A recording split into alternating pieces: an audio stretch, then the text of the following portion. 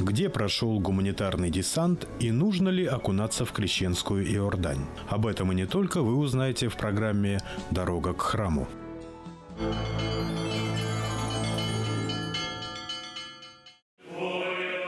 19 января православные христиане отмечают один из 12 главных христианских праздников – Крещение Господне.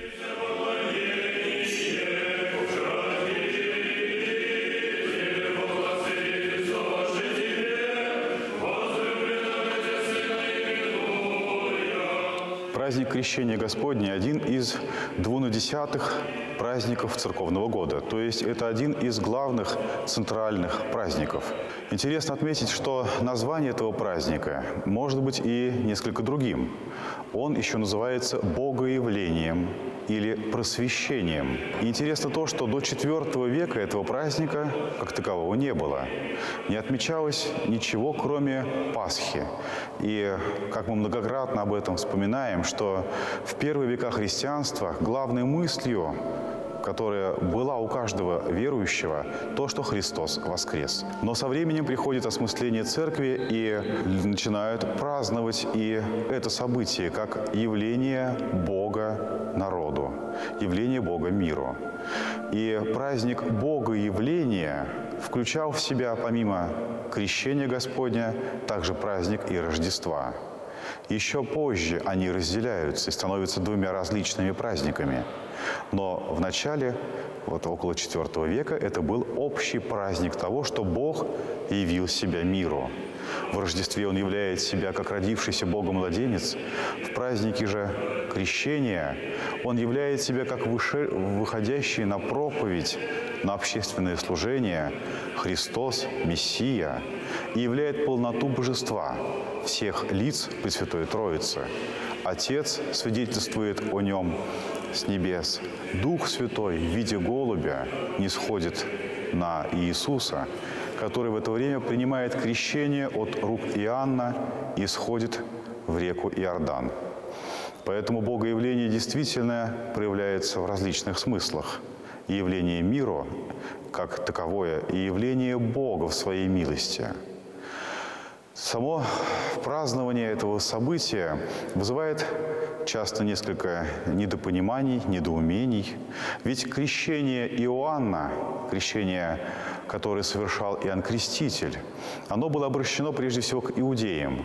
И он, обращаясь к ним с проповедью, в очень грубой форме говорит им: «Порождение ехидны», читаем мы в славянском тексте, но если перевести на понятный русский язык, то он обзывает их гадюками, гаденышами. Очень грубо и резко он обличает их злую жизнь и говорит им, что если вы считаете себя потомками Авраама, Бога избранным народом, то вам еще прежде надлежит им стать. И стать вы можете этим народом, получившим обетование Божие, только через омовение своих грехов, через покаяние. Поэтому то крещение, которое совершал Иоанн Креститель, это было погружением в воду, символизировавшим омовение от грехов. Современное словоупотребление «крещение» довольно позднее. Из греческого языка слово «баптисма» переводится как «погружение». Иоанн Креститель именно погружал людей, символически показывая, что грехи их омываются внешним образом, если есть внутреннее раскаяние. Иисус Христос приходит также в это время на реку Иордан к Иоанну Крестителю и просит и его крестить. На что Иоанн Креститель, провидя, что перед ним не обычный человек, а сам Бога-человек, Христос, говорит ему, что «мне надлежало бы креститься от себя, а ты приходишь ко мне». На что Христос отвечает ему: «Так нам следует исполнить всякую правду». О чем говорит Христос? О какой правде? Дело в том, что по толкованию святых отцов Иисус Христос действительно не имел греха. Ему не для чего было принимать подобные погружения, участвовать вот в подобном ритуальном омовении. Но всякая правда заключается в том, что Христос, будучи Богом, но также будучи и человеком, исходит для выполнения предписаний Бога установленного закона, принятого пророком Моисеем в Ветхом Завете. И как всякий человек, он идет для того, чтобы подтвердить святость ветхозаветных установлений. И также в смирении приходит на воды Иордана и принимает вот это крещение от его рук. В это время, как мы уже сказали, и является полнота Пресвятой Троицы. Отец, глаз с небес, Сын крещающийся, и Дух Святой в виде голубя нисходит на него. Люди видят, что необычный человек приходит принимать крещение. И здесь является миру впервые вся Троица. Иконография этого праздника также довольно интересна. И мы видим на иконе написание «Богоявление», а не «Крещение Господне». Эти два наименования сегодня стали взаимозаменяемыми. Интересно также и то, что Христос, изображенный в Иордане, окружен Иоанном Крестителем, служащими ему ангелами, и то, что здесь Иордан как бы персонифицируется, изображаются еще два человека. Это старец седовласый, изображает собой реку Иордан, и уплывающую женщину, символизирующую собою море. Это параллельное место к ветхозаветным словам Псалма, где говорится: «Море, види и побеже, Иордан, возвратися вспять». Эти слова сказаны о бегстве израильского народа из египетского плена когда-то в древние ветхозаветные времена. Но и сегодня эти слова относятся к тому, что Христос спускается в воды Иордана, и все естество, все материи всего сотворенного мира также меняется и преображается.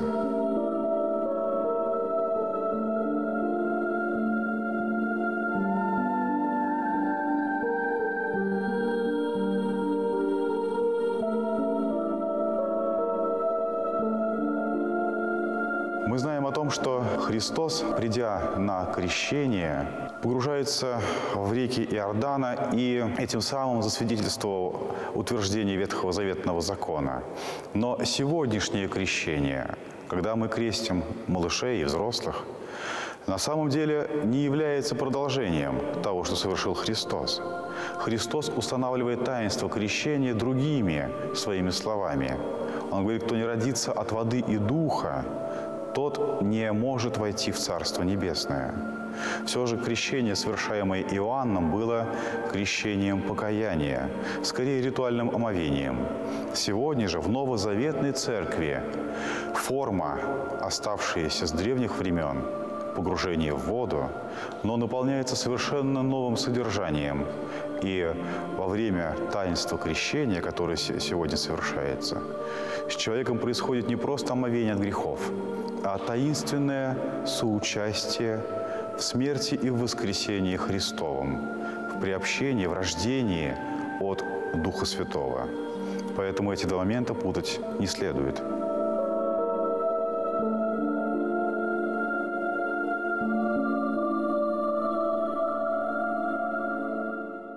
В память того, что Спаситель своим крещением осветил воду, совершается великое освящение воды. В канун праздника вода освящается в храмах, а в праздник Богоявления – в водоемах. При совершении великого освящения воды становятся такими же благодатными, как в то время, когда в них входил Иисус Христос.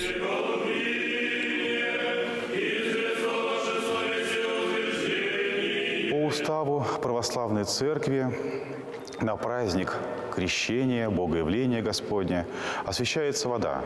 Освящается она особым чином, и это освящение называется «Великая Агьясма».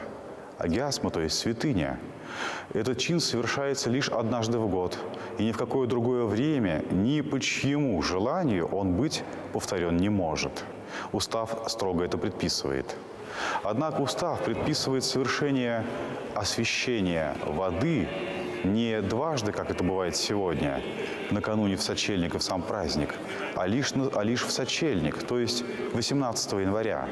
По окончании утреннего богослужения священник и весь клир исходят к водоему и совершают это освящение. В современной практике вот это освящение дублируется и происходит еще раз в сам праздник 19 числа. Сделано, скорее всего, это по практическим причинам, для того, чтобы все желающие могли и принять участие в молитве, и в наборе этой святой воды. Поэтому, вопреки расхожему такому суеверному убеждению, что вода, освященная в сочельник, и вода, освященная в сам праздник, чем-то отличаются, конечно, не имеют никакого основания. Тот чин, который читается в это время, идентичен. Читается один и тот же чин, одни и те же молитвы. Поэтому нет никакого основания думать, что есть различия в воде сочельнической, или, как ее называют, богоявленской, и крещенской. Это народные заблуждения, которых нам следует избегать. В этот праздник люди берут благодатную воду домой, которая не портится целые годы и имеет свойство исцелять болезни. Крещенская вода, освященная, хранится христианами в течение всего года, употребляется понемногу для того, чтобы хватило на протяжении всех дней до следующего праздника. И при благоговейном хранении она остается такой же свежей и не портится в течение многих месяцев. Однако известны случаи, что когда люди относятся к ней с пренебрежением, неблагоговейно, эта вода может пропасть и, напротив, источать зловоние, обозначающее греховность этого человека или его неправильное отношение к этой великой святыне. Можно эту воду разбавлять, добавлять по небольшим частям в сосуды с обычной водой, и вся вода становится освященной. По принципу капля освящает море. Так обычно и делают православные христиане. В отличие от обычной святой воды, воду крещенскую принято принимать натощак, потому что это особая святыня, и делают это с особым благоговением и с молитвами для принятия святой воды. Обычно она хранится в течение всего года в домах у христиан и используется для каких-то особых случаев. Ну и самое прямое ее употребление – это принимать натощак с утра, пить понемногу. Также можно окроплять и жилище, и какие-то вещи повседневного обихода. И спрашиваю Бога благословения на всякое доброе дело.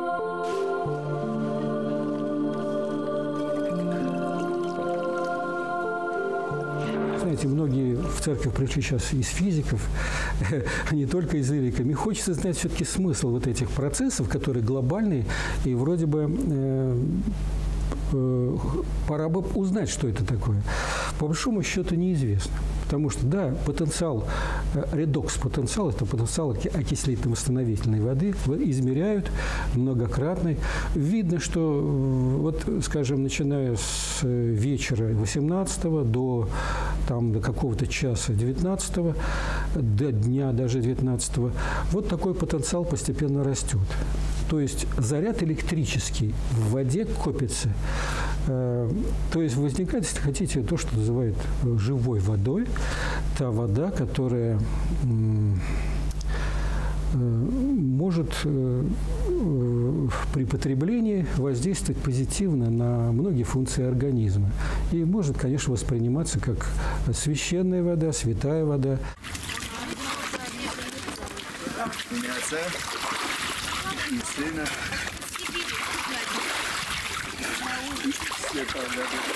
Праздник Крещения Господня завершается омовением всех желающих в Иордане.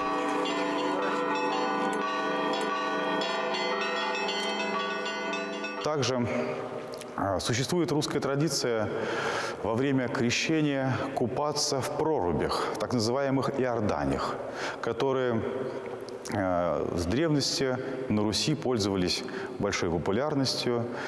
И верующие, или не совсем верующие, но люди, желающие какого-то такого щекотания нервов, используют как некий благочестивый обычай. Может быть, дурного в этом ничего и нет, но и христианского, в общем-то, тоже немного. Так скажем, что это определенная русская забава в зимнее время погружаться в эту прорубь. Забава благочестивая, если исполняется после посещения храма, Если человек это делает с верою, надеждой, что вот в таком преодолении себя Господь его укрепит и даст ему здоровье на дальнейшие дни его жизни. Но если человек храм не посещает и ограничивается лишь погружением вот в эту крещенскую прорубь, то это тоже становится сразу же суеверием и ничего хорошего для человека не обещает. Об этом тоже нужно помнить. Конечно, самым правильным будет посещение богослужения в этот день. В этот день читаются особенные молитвословия, и в храмах происходит особое праздничное богослужение, по окончании которого происходит вот этот чин освящения воды. Конечно, любой церковный праздник важно помнить о Боге и по возможности посещать храм и быть за богослужением. Большую ошибку делают те, кто из-за вот этой освященной воды устраивают ажиотаж. Около храма начинают толпиться, ругаться. Это совершенно неправильно. Важно помнить, что освященная вода в день крещения или в сочельник бывает в храмах еще несколько дней. И можно совершенно спокойно, не толпясь и не теряя душевного равновесия или благодати, которую человек получил во время богослужения, прийти ее и набрать в более спокойной обстановке.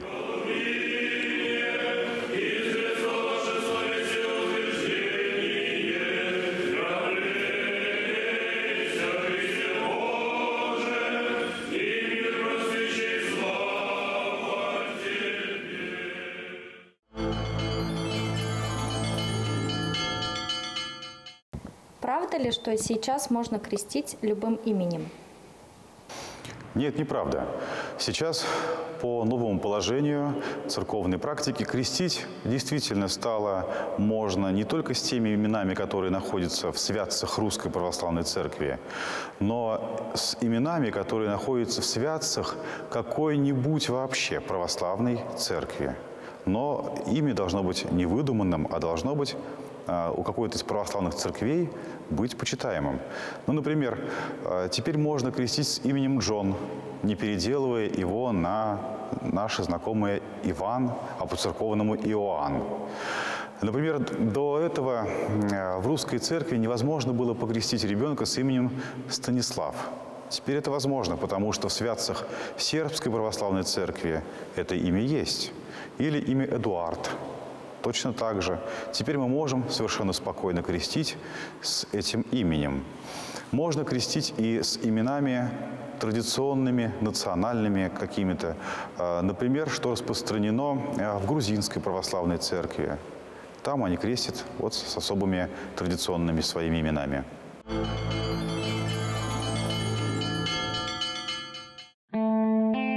В конце декабря по благословению епископа Салаватского и Кумертаусского Николая в епархии состоялся очередной гуманитарный десант. На этот раз адресатами благотворительной помощи стали подопечные дома престарелых в деревне Подгорная.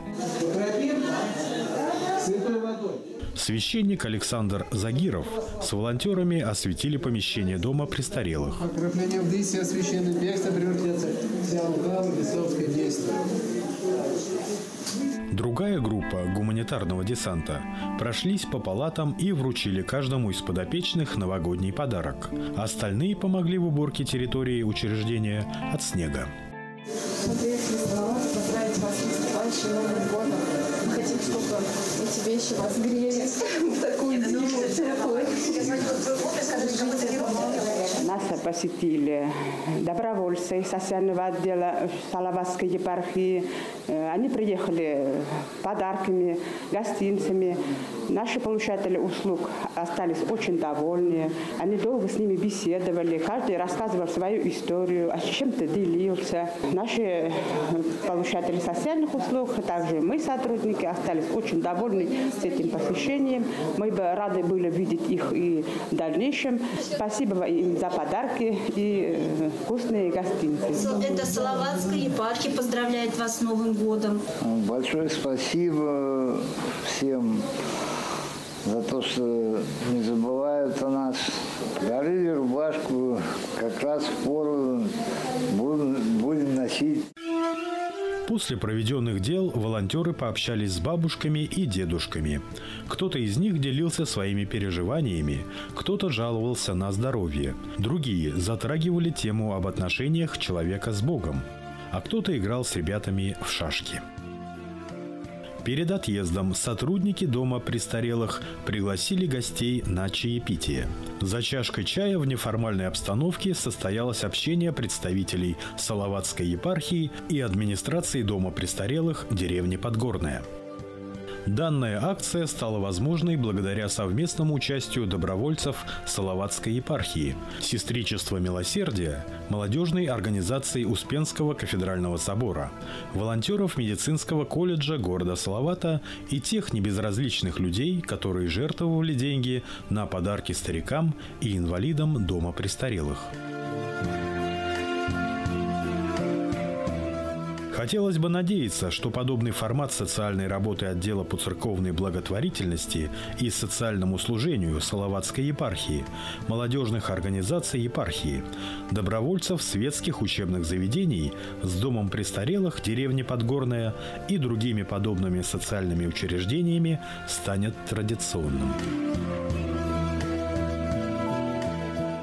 Также в конце декабря состоялось официальное открытие социально-гуманитарного склада имени святого праведного Иоанна Кронштадтского. Это проект совместный православной церкви, Салаватской епархии и администрации города. Администрация города по нашей инициативе, по инициативе добровольцев стали просить помещение. И администрация города на безвозмездной основе выделила нам помещение для сбора и, в принципе, раздачи вещей, необходимых для людей малоимущих. Здесь можно сдать вещи, которые не нужны. Да, те вещи, детские вещи, взрослые вещи, спортивный инвентарь, обувь, головные уборы, которые можно потом использовать другим людям. Здесь как нельзя, кстати, удобно для тех людей, которые приезжают из деревень. Это городской рынок, да, здесь останавливаются автобусы. Здесь удобно приехать, здесь удобно уехать. В храме нет особого помещения, где бы это можно было эти вещи перебирать, раскладывать, сортировать, в конце концов стирать. Здесь это очень удобно делать. Здесь есть люди, которые этим будут заниматься. Нам помогали и просто люди, да, прихожане наши Свято-Троицкого храма и поселка Перегонный. Нам помогали частные предприниматели, некоторые находились, которые выделяли и людей, и транспорт, и средства. Социально-гуманитарный склад создан для тех людей, которые попали в беду, находятся в тяжелом материальном положении, для малообеспеченных и многодетных семей, не имеющие возможности приобрести необходимые вещи. Социально-гуманитарный склад был назван в честь всем известного святого праведного Иоанна Кронштадтского, который собой олицетворял невероятный пример благотворительности и социального служения людям в связи со 190-летней годовщиной со дня его рождения.